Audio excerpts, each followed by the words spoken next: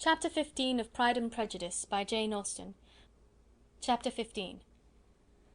Mr. Collins was not a sensible man, and the deficiency of nature had been but little assisted by education or society.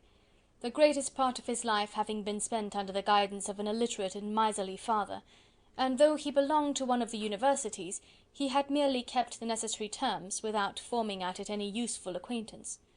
The subjection in which his father had brought him up had given him originally great humility of manner, but it was now a good deal counteracted by the self-conceit of a weak head, living in retirement, and the consequential feelings of early and unexpected prosperity. A fortunate chance had recommended him to Lady Catherine de Bourgh, when the living of Hunsford was vacant, and the respect which he felt for her high rank, and his veneration for her as his patroness, mingling with a very good opinion of himself, of his authority as a clergyman, and his right as a rector, made him altogether a mixture of pride and obsequiousness, self-importance and humility.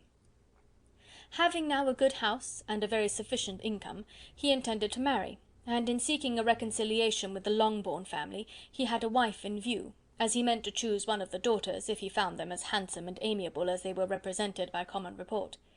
This was his plan of amends, of atonement, for inheriting their father's estate, and he thought it an excellent one, full of eligibility and suitableness, and excessively generous and disinterested on his own part. His plan did not vary on seeing them. Miss Bennet's lovely face confirmed his views, and established all his strictest notions of what was due to seniority, and for the first evening she was his settled choice. The next morning, however, made an alteration, for in a quarter of an hour's tete-a-tete with Mrs. Bennet before breakfast, a conversation beginning with his parsonage house, and leading naturally to the avowal of his hopes that a mistress might be found for it at Longbourn, produced from her, amid very complaisant smiles and general encouragement, a caution against the very Jane he had fixed on. As to her younger daughters, she could not take upon her to say, she could not positively answer, but she did not know of any prepossession. Her eldest daughter, she must just mention, she felt it incumbent on her to hint, was likely to be very soon engaged. Mr. Collins had only to change from Jane to Elizabeth, and it was soon done while Mrs. Bennet was stirring the fire. Elizabeth, equal next to Jane in birth and beauty, succeeded her of course.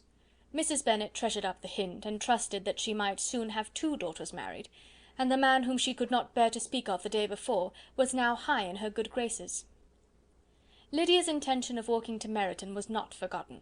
Every sister except Mary agreed to go with her, and Mr. Collins was to attend them, at the request of Mr. Bennet, who was most anxious to get rid of him, and have his library to himself. For thither Mr. Collins had followed him after breakfast, and there he would continue, nominally engaged with one of the largest folios in the collection, but really talking to Mr. Bennet, with little cessation, of his house and garden at Hunsford. Such doings discomposed Mr. Bennet exceedingly. In his library he had been always sure of leisure and tranquillity, and though prepared, as he told Elizabeth, to meet with folly and conceit in every other room of the house, he was used to be free from them there. His civility, therefore, was most prompt in inviting Mr. Collins to join his daughters in their walk, and Mr. Collins, being in fact much better fitted for a walker than a reader, was extremely pleased to close his large book and go. In pompous nothings on his side, and civil assents on that of his cousins, their time passed till they entered Meryton. The attention of the younger ones was then no longer to be gained by him. Their eyes were immediately wandering up in the street in quest of the officers, and nothing less than a very smart bonnet indeed, or a really new muslin in a shop window, could recall them. But the attention of every lady was soon caught by a young man whom they had never seen before, of most gentlemanlike appearance, walking with another officer on the other side of the way. The officer was the very Mr. Denny concerning whose return from London Lydia came to inquire, and he bowed as they passed. All were struck with the stranger's air. All wondered who he could be, and Kitty and Lydia, determined if possible to find out, led the way across the street, under pretence of wanting something in an opposite shop, and fortunately had just gained the pavement when the 2 gentlemen, turning back, had reached the same spot. Mr. Denny addressed them directly, and entreated permission to introduce his friend Mr. Wickham, who had returned with him the day before from town, and he was happy to say had accepted a commission in their corps. This was exactly as it should be, for the young man wanted only regimentals to make him completely charming. His appearance was greatly in his favour. He had all the best part of beauty, a fine countenance, a good figure, and very pleasing address.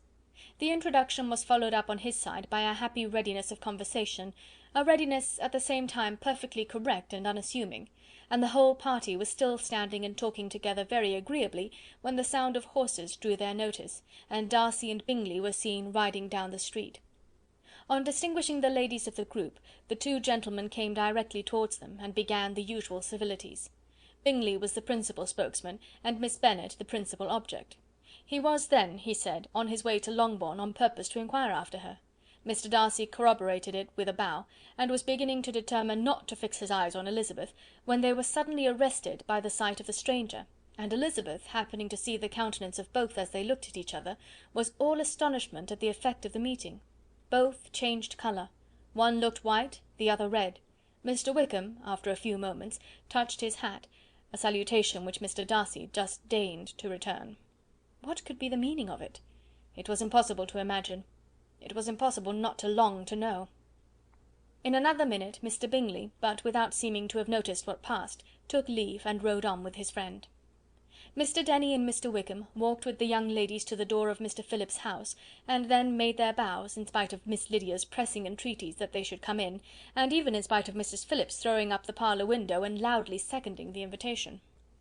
Mrs. Phillips was always glad to see her nieces, and the two eldest, from their recent absence, were particularly welcome, and she was eagerly expressing her surprise at their sudden return home, which, as their own carriage had not fetched them, she should have known nothing about, if she had not happened to see Mr. Jones' shop-boy in the street, who had told her that they were not to send any more draughts to Netherfield, because the Miss Bennets were come away, when her civility was claimed towards Mr. Collins by Jane's introduction of him.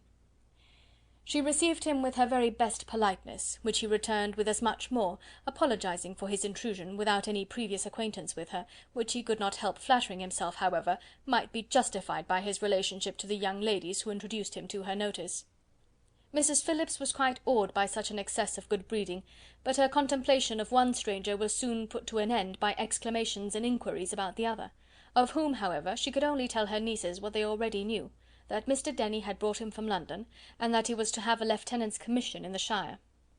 She had been watching him the last hour, she said, as he walked up and down the street, and had Mr. Wickham appeared, Kitty and Lydia would certainly have continued the occupation; but unluckily no one passed the windows now except a few of the officers, who, in comparison with the stranger, were become stupid, disagreeable fellows. Some of them were to dine with the Phillipses the next day, and their aunt promised to make her husband call on Mr. Wickham, and give him an invitation also, if the family from Longbourn would come in the evening. This was agreed to, and Mrs. Phillips protested that they would have a nice, comfortable, noisy game of lottery tickets, and a little bit of hot supper afterwards. The prospect of such delights was very cheering, and they parted in mutual good spirits. Mr. Collins repeated his apologies in quitting the room, and was assured with unwearying civility that they were perfectly needless. As they walked home, Elizabeth related to Jane what she had seen pass between the two gentlemen, but though Jane would have defended either or both had they appeared to be in the wrong, she could no more explain such behaviour than her sister. Mr. Collins, on his return, highly gratified Mrs. Bennet by admiring Mrs. Phillips's manners and politeness. He protested that, except Lady Catherine and her daughter, he had never seen a more elegant woman, for she had not only received him with the utmost civility, but even pointedly included him in her invitation for the next evening, although utterly unknown to her before. Something, he supposed, might be attributed to his connection with them, but yet he had never met with so much attention in the whole course of his life. Chapter 15.